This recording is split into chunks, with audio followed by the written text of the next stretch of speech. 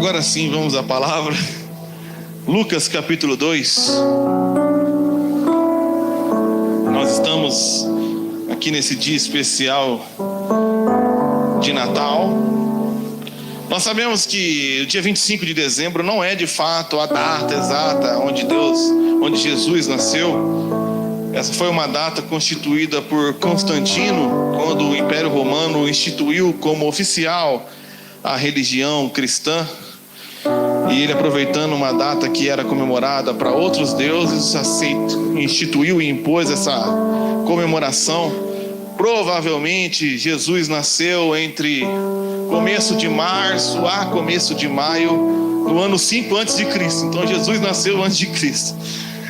Mas nós estamos aqui celebrando não apenas o nascimento de Jesus, mas os princípios e ensinamentos que esse grande milagre pode nos trazer ao nosso coração. Esse, de longe, é o maior milagre que já existiu na face da terra, quando o próprio Deus, em toda a sua glória, abriu mão dela e se comprimiu num corpo minúsculo de um pequeno neném frágil e se expôs ali no cuidado de um casal muito simples e humilde, para que, ao abrir mão da sua glória e ser encarnado, passar por essa humilhação e por todas as outras que ele viria a passar, se cumprisse as promessas de Deus na sua vida, na vida do povo de Deus, e nos trouxesse uma vida em abundância para todo aquele que nele crê.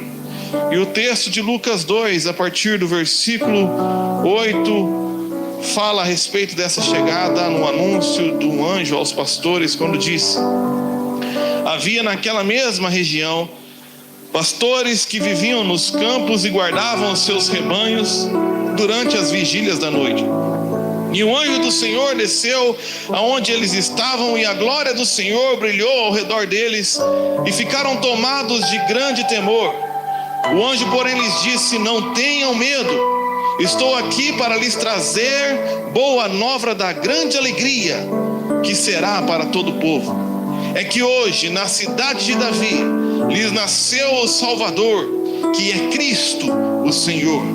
E isso servirá a vocês de sinal: vocês encontrarão uma criança envolta em faixas e deitada em manjedoura. E de repente apareceu com um anjo uma multidão do exército celestial, louvando a Deus e dizendo: glória a Deus nas maiores alturas, e paz na terra entre os homens a quem Ele quer bem.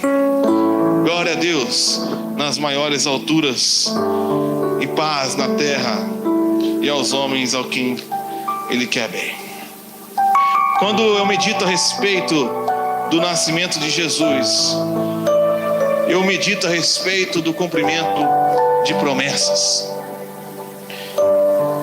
Se você continuar lendo esse texto, no texto do capítulo 2, você vai ver um sumo sacerdote que sente impelido pelo Espírito Santo a ir ao templo, e chegando lá, Maria e José tinham levado Jesus para a consagração por ser o primogênito.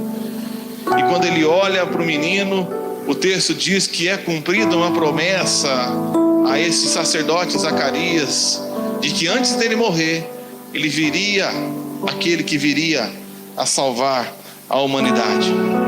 O nascimento de Jesus é envolto em inúmeros cumprimentos de promessa. E a primeira coisa que a gente aprende com o Natal é que nós temos um Deus que cumpre as suas promessas. Haviam várias promessas e profecias feitas século antes a respeito do nascimento de Jesus. Primeiro, Deus tinha profetizado a Abraão que da sua descendência viria alguém que abençoaria todas as famílias da terra. Deus também tinha profetizado e declarado a Davi que um herdeiro do seu trono viria e colocaria o reino de Deus, imporia o reino de Deus, que se espalharia por toda a terra. Existem algumas promessas mais detalhadas, como a declaração de que esse Messias nasceria de Belém, ou que ele seria refugiado no Egito. Mas um dos mais espetaculares está em Isaías capítulo 7, versículo 14, quando diz: portanto, o Senhor mesmo lhes dará um sinal, eis que a virgem conceberá e dará à luz a um filho e lhe chamará Emanuel.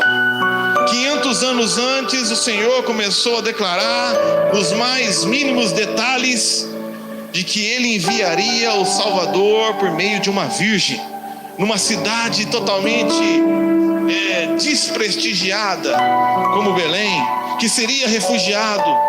E por isso nós aprendemos que temos um Deus que cumpre as suas promessas, qual a única impossibilidade desse Deus é mentir. Esse Natal, eu queria que vocês refletissem brevemente que nós temos um Deus que cumpre as suas promessas. Não importa a promessa que Ele fez para você, não importa as impossibilidades, não importa que o ano está acabando e você de repente olha para as circunstâncias, olha para si mesmo, olha para aqueles que o cercam e não vejam a possibilidade dessas promessas se cumprir. A única coisa que não é possível para o nosso Deus é mentir.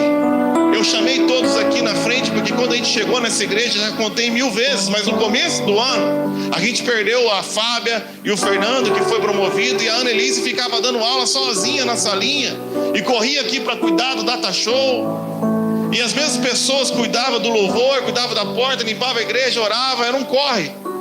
Eu juntei essas pessoas e falei assim: gente, se a gente acreditar que Deus diz que os campos estão prontos nessa cidade, não importa a condição da cidade, o histórico dessa igreja, o que importa é que Deus diz, e se a gente crer, Ele fará, pois a única coisa que Ele não pode fazer é mentir. Hebreus 6,18 diz: Ele fez isso para que, mediante 2 coisas imutáveis, nas quais é impossível que Deus minta, nós, que já corremos para o refúgio, tenhamos forte alento para tomar posse da esperança que nos foi proposta.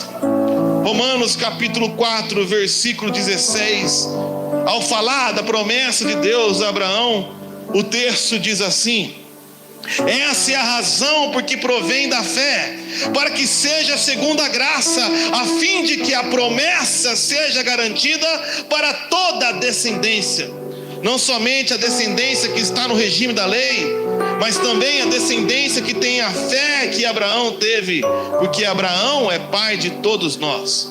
Como está escrito: eu o constituí por pai de muitas nações, e diante daquele em quem Abraão creu, o Deus que vivifica os mortos, e presta atenção nessa parte, chama à existência as coisas que não existem. Abraão, crendo contra a esperança, creu, para vir a ser pai de muitas nações, segundo apenas aquilo que havia lhe sido dito: assim será a sua descendência. E sem enfraquecer na fé, levou em conta o seu próprio corpo já amortecido, tendo ele quase 100 anos, e a esterilidade do ventre de Sara. Não duvidou por incredulidade da promessa de Deus, mas pela fé se fortaleceu, dando glória a Deus, estando plenamente convicto de que Deus era poderoso para cumprir o que havia prometido. E voltando em Hebreus 6,15, termina esse relato dizendo: e assim, depois de esperar com paciência, Abraão obteve a promessa. Eu creio, e quando eu vejo o Natal e vejo a palavra de Deus, eu entendo que nós devemos continuar crendo enquanto esperamos o cumprimento da promessa, pois é nesse processo de espera onde Deus trabalha o nosso coração. É nesse processo de espera onde Deus move as circunstâncias. É nesse processo de espera que nós passamos a conhecer a Deus. Deus chega para o menino Davi e fala que ele vai ser rei sobre Israel, mas ele olha para as circunstâncias e vê Saul sendo rei, e de repente ele vê ele se aproximando de Saul e começa a ver ali o cumprimento da promessa, mas do nada o espírito de Saul se volta contra ele. Então agora ele está sendo perseguido, refugiado no meio das cavernas, e já se passaram 13 anos e a promessa não cumpriu. Mas enquanto ele cria e esperava a promessa, ele aprendeu a ser um homem amadurecido, ele aprendeu a liderar homens, ele aprendeu a guerrear. Enquanto ele esperava a promessa se cumprir, Deus estava o capacitando para que quando Deus operasse o milagre, ele estava pronto para desfrutar da promessa de Deus. Deus promete na mesma idade, José com 17 anos, que diante dele os seus irmãos irão se prostrar, e até mesmo um dia os seus pais. Mas os dias passam e de repente ele se vê no fundo do poço, literalmente. Em vez de ter os seus irmãos prostrados aos seus pés, ele vê ele prostrado diante dos seus irmãos, e agora vendido como escravo. E mesmo assim ele continua crendo e vai trabalhando na casa de Potifar, fazendo o seu melhor. E de repente as coisas começam a mudar, a circunstância vai melhorando, e ele vai assumindo notoriedade, até que Potifar dá a toda a administração da sua casa e vários servos à mão de José. E é como se ele estivesse pensando: agora a coisa está indo, agora a coisa está andando, agora a promessa vai se cumprir. E de repente, num ato de injustiça, numa calúnia, a mulher de Potifar fala que ele tentou abusar dela, quando ele foi o contrário, ele fugiu. E ele agora é lançado na cadeia, no fundo do poço, onde está a promessa de Deus. Você não vê José se questionando quanto a isso. Ele continuou crendo, ele continuou esperando e servindo a Deus, mantendo intimidade com Deus. Mesmo na cadeia, injustiçado, foi ali fazendo o seu melhor, a ponto de confiarem nele a chave da cadeia, cujo qual ele era um prisioneiro. E como um prisioneiro, cuidava dos outros prisioneiros. Você tem noção que é um cara ter a autoridade de liderar bandidos sem o porte de arma? Tamanha a capacitação de liderança que esse homem adquiriu. Mas ali, mantendo intimidade com Deus, de repente teve um sonho, os seus companheiros tiveram um sonho, e ele prontamente serviu os seus companheiros, traduziu o sonho, e assim como falou, se cumpriu. A única coisa que ele tinha pedido é: não se esqueça de mim. Mas se esqueceram dele. Cadê a promessa? Onde está?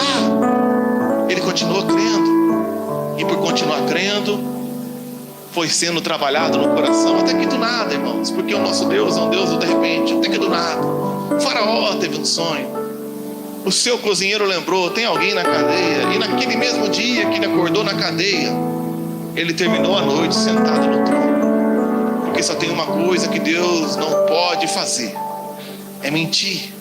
É mentir. Por isso o Natal me traz um ensinamento a respeito da grandeza do poder de Deus para cumprir promessa. Porque ele fala para Zacarias, no mesmo, que daquele momento, antes dele morrer, ele veria o Salvador. E se Zacarias olha para o templo, era uma expectativa dos judeus que tinha que haver um grande nível de comprometimento e santidade entre o povo de Deus, para que o grande Messias viesse e os libertasse do Império Romano. Mas quando Zacarias olhava para o templo, ele via, para começar, 2 sumos sacerdotes, Anás e Caifás. O que ele via na igreja? Corrupção, nepotismo, parceria do Império Romano com a igreja por dinheiro. Olhava para o povo e não via santidade, olhava para a igreja e via corrupção, olhava para a política e via um império devasto, romano, tomando conta e tomando posse da terra prometida, da onde virá o Messias.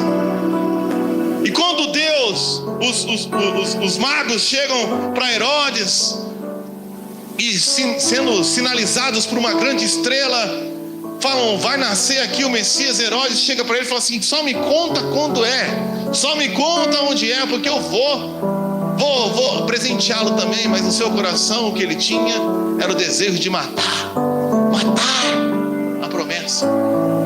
E assim como aconteceu com Moisés, assim aconteceu com Jesus.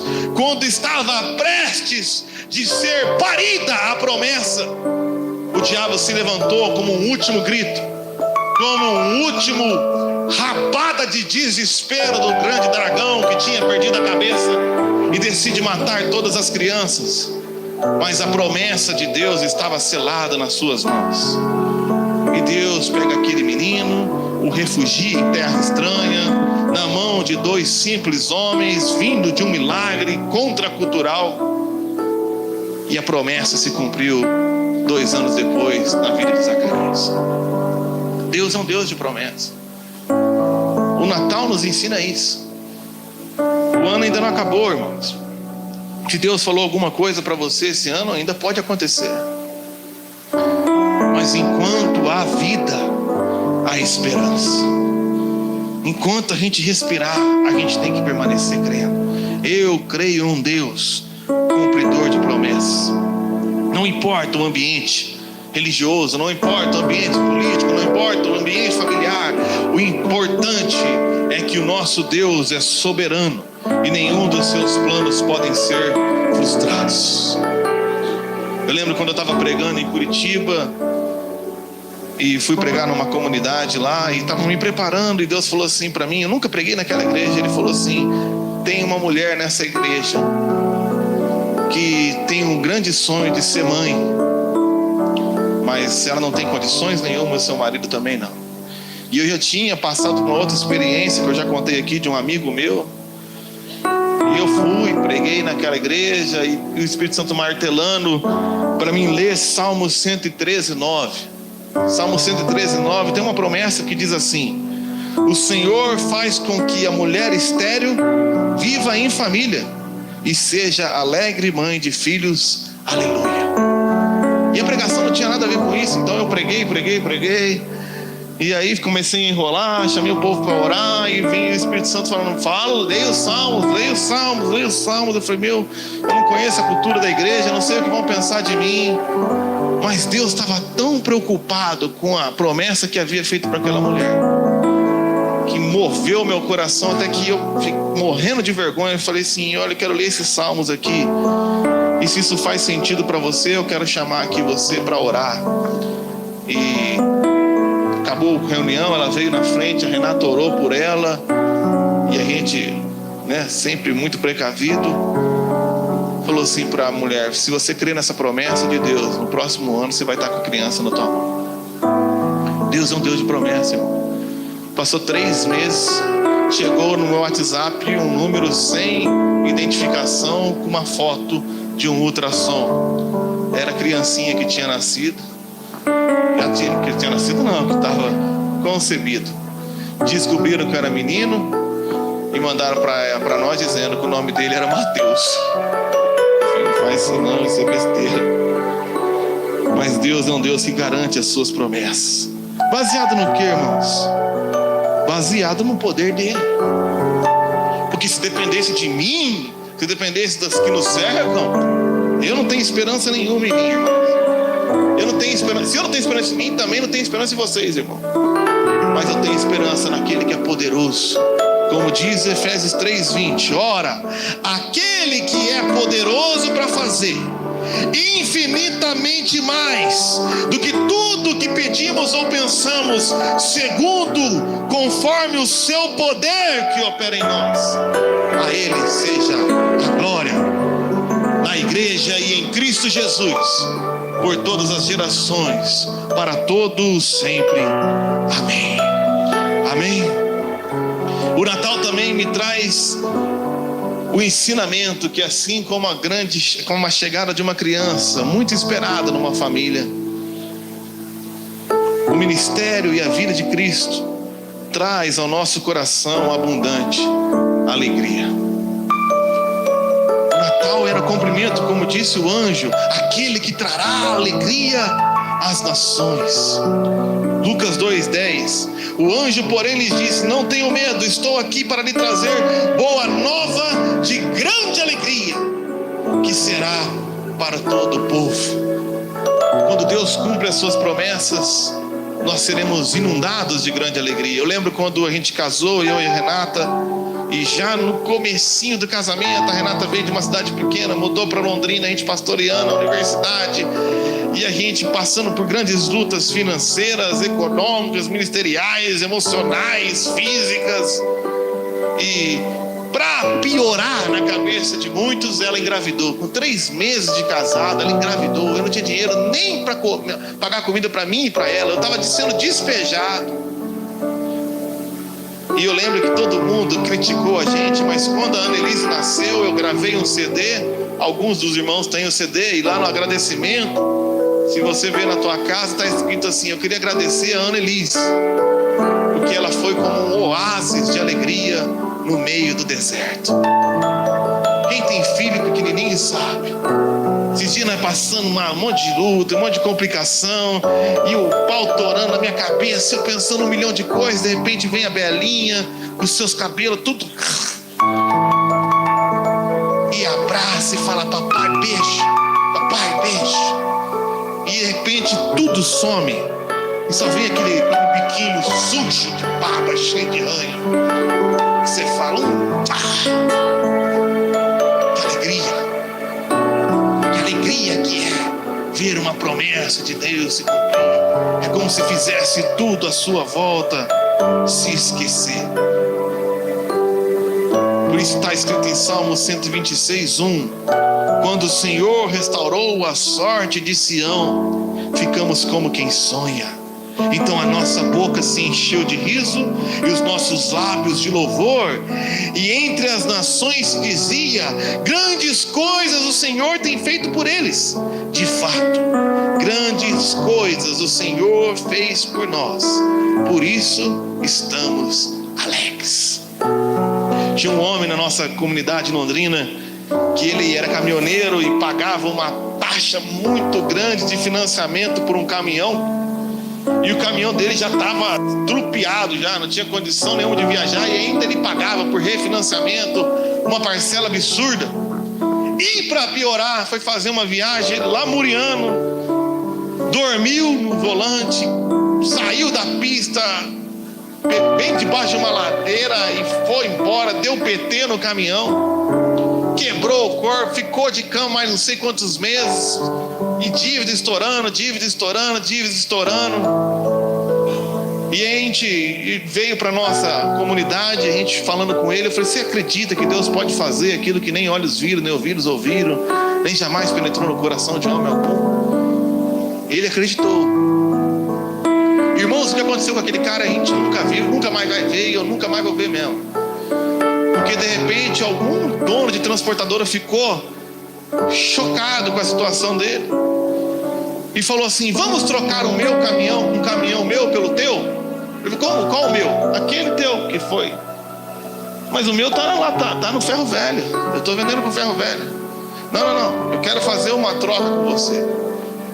E de um dia para a noite, um grande cara que nem crente de Londrina, de uma grande transportadora de Cambé, pegou o caminhão do ferro velho dele com toda a dívida do financiamento e deu um caminhão 0 km quitado e falou: tá feita a troca, é só isso mesmo.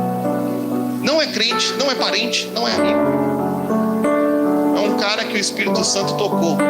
E ele chegou para mim parecendo bêbado no culto de domingo. Eu falei: Salmo 126: quando o Senhor restaura a nossa sorte, nós ficamos como quem sonha. A nossa boca se enche de riso, os nossos lábios de louvor. Nós tivemos aqui recentemente o caso do Ivan Lucas. Eu não vou contar tudo, mas eles passando por uma grande luta. Eu perdi a autorização, não vou contar tudo.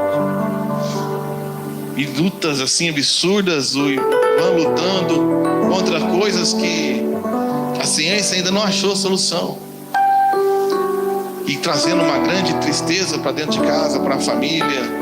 Procuraram todas as ajudas humanas possíveis, nenhuma funcionou. Procurou ajudas espirituais aí por fora, não funcionou, piorou. Então a sua esposa viu um anúncio. Eu estava de joelho 3 horas da manhã e falei assim: fizemos uma única vez, vamos pagar um anúncio. Mandei para o grupo da diretoria: vamos pagar um anúncio no Instagram, o segredo da felicidade. Pagamos o anúncio. No dia choveu, e aqui quando chove não vem ninguém. Hoje até que foi um milagre, não vem ninguém, mas ele sentou ali. Parecia que eu falava, ele não estava entendendo nada. Ele ficava assim, olhando, concordando e olhando. E o que ele contou, e eu só descobri depois que ele batizou, porque ele saiu, eu dei atenção para ele. A gente tem um sistema de pós-culto, levei ele para a cela do Arnaldo, na casa do Hiroshi. Aí chegamos lá, conversamos com ele, começamos a célula de batismo domingo, e achei que era só uma família conhecendo o milagre, mas o que aconteceu com ele foi esquisito. Diz ele que chegou na casa e um estralo deu na sua cabeça. Um estralo, sei lá como é que ele fala isso. E desse estralo, tudo aquilo pelo qual ele lutava absurdamente, com treinamento, com médicos, com remédio, desapareceu. Do dia para a noite. Na segunda ele estava trabalhando. A Elda, se não me engano, que é do serviço dele, falou assim: gente, o cara apareceu aqui. Ele estava afastado. E fica todo mundo naquela expectativa de até quando? E passaram os meses. Ele foi batizado. E a Evelise falou que ele já estava querendo procurar um psicólogo para descobrir o que aconteceu na cabeça dele.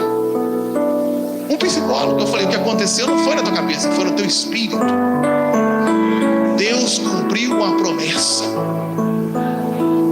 e a sua família foi invadida de alegria. Assim, pá, tá aqui, ó, tá andando na tua frente aqui, ó. Sentou lá e agora tá aqui. Você pergunta para ele o que acontece numa família quando Deus do nada cumpre a sua promessa. Eles ficaram como quem sonha. Parece um sonho, tanto é que ele quis procurar um médico para falar o que é. Não é sonho, é milagre. É milagre. O nosso Deus está vivo. Ele nasceu, ele morreu e ele ressuscitou. Ele mora agora dentro de você. Isso é um fato. Creia e você verá a glória de Deus. E quando eu penso em Natal, eu penso que assim como a chegada dessa promessa de uma criança, e como a chegada de uma criança, nós aprendemos que podemos ter a esperança de um novo começo. O Natal simboliza, assim como o nascimento de um bebê, um novo começo. Nós colocamos aqui na igreja, não sei quem está com a camisa da igreja, Igreja Batista, um lugar de novos começos. Olha lá, um lugar de novos começos. E quando vem o neném, você falhou, a tua mulher falhou, mas você olha para aquela criancinha e fala: isso aqui vai acertar. As burradas que eu fiz, pelo menos, isso não vai fazer. É uma nova oportunidade. E pela palavra de Deus, nós entendemos também que assim aconteceu, porque quando Jesus veio ao mundo, foi um novo começo para a humanidade. O primeiro homem enviado, ao qual eu e você estávamos representados nele, falhou miseravelmente, morando num jardim perfeito, sem ser num corpo perfeito, num ambiente perfeito, ele falhou. Mas a Bíblia fala em Romanos 5 que enviou um novo Adão, e esse novo homem é Jesus. E num ambiente totalmente imperfeito, agora com uma natureza terrena caída, num ambiente corrupto e pecador, esse segundo homem foi perfeito até a morte, e morte de cruz. Mas ele nos incluiu em sua morte e em sua vida. E agora, todos aqueles que creem nele têm a oportunidade de ter os seus passados apagados e ter um novo começo em Cristo Jesus. Pois aquele que está em Cristo, nova criatura é. As coisas velhas já passaram, eis que tudo se fez novo. Tudo se fez novo. Pastor, mas eu falei, esse ano a gente vai chegar no Natal, e semana que vem temos que encontrar a família, e eu vou chegar lá e vou encontrar pessoas que eu comecei bem, mas o relacionamento se esfriou, os relacionamentos apagados, estragados. Ou eu fiz resolução no começo do ano, eu falei que eu ia fazer, e aquilo outro, e agora eu chego no final do ano, eu nem li a Bíblia, falei aqui, falei lá. Relacionamentos foram destruídos nesse ano, a saúde foi destruída, a vida espiritual degringolou, o ministério fracassou. Mas quando chega nesse fim de ano, irmãos, eu lembro de uma frase que eu ouvi do pastor Rodolfo Montosa, dono do Consórcio União, quando eu trabalhava para ele. Ele falou assim: escreva a sua derrota na areia, mas as vitórias maior escravo é sobre a rocha. O que ele estava dizendo é o que o apóstolo Paulo falou em Filipenses 3:12. O ensinamento para nós nesse fim do ano: não que eu já tenha recebido isso ou já tenha obtido a perfeição, mas eu prossigo para conquistar aquilo que também fui conquistado por Cristo Jesus. Então, irmãos, quanto a mim, não julgo havê-lo alcançado, mas uma coisa eu faço, esquecendo-me das coisas que ficaram para trás e avançando para as que estão diante de mim, prossigo para o alvo, para o prêmio da soberana vocação de Deus em Cristo Jesus. Esquecendo-me das coisas que para trás ficam e avançando para as que estão diante de nós. E o que está diante de nós é uma oportunidade de, em Cristo, sermos mais do que vencedores. Eu ia trazer uma outra mensagem aqui, mas Deus mudou tudo na minha cabeça. Coitado do Arnaldo, ficou treinando a semana inteira para me ajudar. Mas eu queria que você, nesse Natal, em vez de olhar para o que você fez ou falhou, em vez de olhar para aqueles que falharam com você à sua volta, principalmente nessas duas festas que vamos ter, eu queria convidar você nesse fim de ano a olhar para Ele. Olhe para Ele, olhe para as suas promessas. Porque se você olhar para você, no próximo ano você vai falhar também e os outros vão falhar. Mas se a gente olhar para Ele, Ele nos fará mais do que vencedor em Cristo Jesus. Existem alguns fatos, era sobre isso que eu ia pregar. Romanos 8:31 fala: o que diremos, pois, diante dessas coisas? E que coisas ele estava falando? Ele começa lá no versículo 8 falando que de fato o Espírito de Deus habita em nós. Ele começa a dizer que em Deus nós nos tornamos filhos de Deus. Ele nos fala que em Cristo nós temos esse Espírito que clama Abba Pai, e por causa disso somos herdeiros de Deus e cordeiros com Cristo. Ele nos chama a olhar para um Deus que é tão soberano e poderoso, capaz de começar a boa obra e completá-la e fazer com que todas as coisas, boas e ruins, cooperem para o bem daqueles que amam a Deus. E diante disso, no versículo 31, ele fala: o que faremos, o que diremos diante dessas coisas? Se Deus é por nós, quem será contra nós? Porque Deus podia ser contra você. Na verdade, Deus era contra você. Nascemos em pecado. Em pecado nos concebeu a nossa mãe. E por causa da nossa obstinada rebeldia, Deus se opunha a nós. Mas para que nos tornássemos favoráveis a Ele, Ele entregou o seu próprio Filho. E eu queria terminar com esse texto para você, Romanos 8:32. Aquele que não poupou o seu próprio Filho, mas por todos nós o entregou, será que não nos dará graciosamente com Ele todas as coisas? Você ainda duvida das promessas de Deus? Deus não estava brincando quando prometeu, porque Ele se comprometeu até a morte. O nível de comprometimento de Deus, ao qual posso ter a certeza que hoje eu sou favorável a Ele, ou seja, Ele entregou um sacrifício para que eu fosse propício. Todas as religiões do mundo, todas aqui na cidade, vão dizer que você tem que fazer isso, isso e aquilo outro, para que um dia você alcance o favor de Deus. Mas o Evangelho fala que o próprio Deus ofereceu o sacrifício para que eu, miserável, me tornasse favorável a Ele. O Evangelho é a única religião, se podemos assim dizer, que nos ensina que Deus pagou o preço. Deus pagou o preço para que hoje eu fosse favorável a Ele. Ele não está de brincadeira. E se Ele não poupou o próprio Filho, será que Ele não nos dará graciosamente com Ele todas as coisas? Então quem intentará acusação contra os eleitos de Deus? Se Deus me elegeu, quem?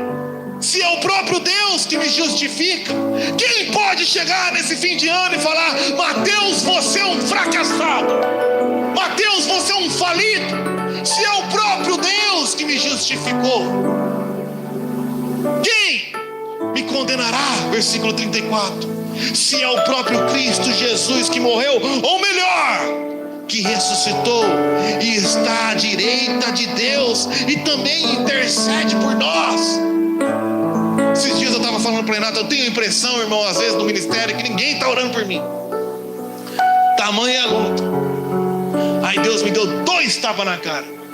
Porque nesse texto fala que o Espírito Santo de Deus intercede por nós com gemidos inexprimíveis. E agora Jesus Cristo está à destra do Pai intercedendo por nós. Então mesmo que o mundo inteiro esteja contra, eu tenho o Espírito Santo e Jesus Cristo intercedendo por mim e por você. Isso não é algo que a gente deve se apegar? Isso é mais importante que tudo. Contra toda oração contrária. Então quem nos separará do amor de Deus, de Cristo? Será que a tribulação pode nos separar? Será que a angústia? Será que a perseguição? A fome? A nudez? O perigo ou a espada?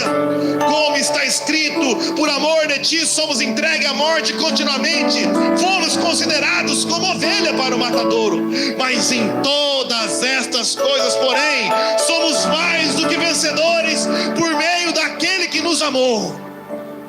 Então eu estou bem certo, irmãos, nem a morte, nem a vida, nem os anjos, nem os demônios, nem os problemas de 2022, nem os problemas de 2023, nem os poderes, nem a altura, nem a profundidade, nem Herodes, nem qualquer outra criatura poderá nos separar do amor de Deus que está em Cristo Jesus, nosso Senhor.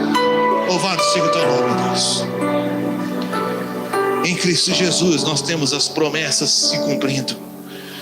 Em Cristo Jesus somos invadidos de uma alegria sobrenatural. Em Cristo Jesus nós aprendemos que temos a chance de um novo começo. Coloque-se de pé.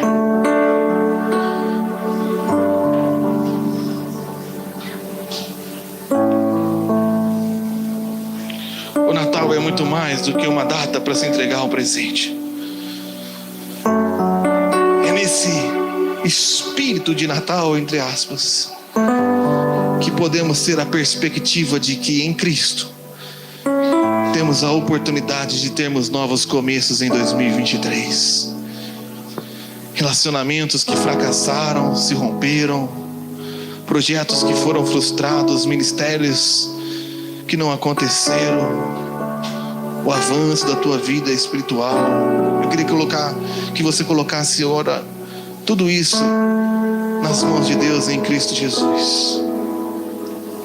Em Cristo e unidos com Ele podemos ver a nossa vida ser invadida de alegria com o cumprimento das promessas de Deus. Em Cristo nós temos a oportunidade de glorificar a Deus por sua maravilhosa obra. Por isso, irmãos, eu te convido, viva esse Natal. Viva o nosso Deus, cumpridor de promessas. Viva Jesus, viva Cristo nesse fim de ano. Viva uma vida em Cristo Jesus. Eu queria orar com vocês essa canção. Uma canção antiga que diz: Deus de promessas. Nós temos um Deus de promessas e Ele cumpriu o Natal como um símbolo de que nada pode impedir o que Ele pode fazer na tua vida. Talvez esteja um pecado que você não consegue se libertar. Talvez o seu casamento chegou num ponto que não tem mais volta. Talvez você se afundou tanto que não tem saída. Ou talvez viu Deus falando coisas para você que nunca chegaram perto de acontecer. Eu quero te dizer, o povo de Israel esperou por centenas de anos, mas um dia do nada um anjo apareceu e disse: glórias a Deus nas alturas, paz na terra aos homens a quem Ele quer bem. E se você crê em Deus, Ele quer o teu bem. Nós temos um Deus que nunca falha. Os seus planos não podem ser frustrados. Então coloque a sua confiança, coloque a sua esperança nas mãos daquele que é poderoso para fazer infinitamente mais, segundo o seu poder.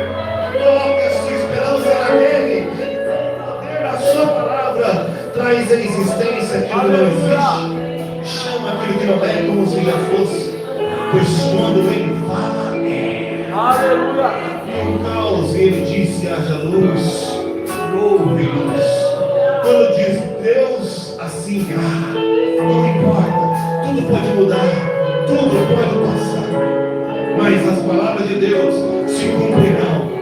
Passam os céus e passam a terra, mas cada vírgula, cada tio dessa palavra se cumprirá. Pois Ele é um Deus que não pode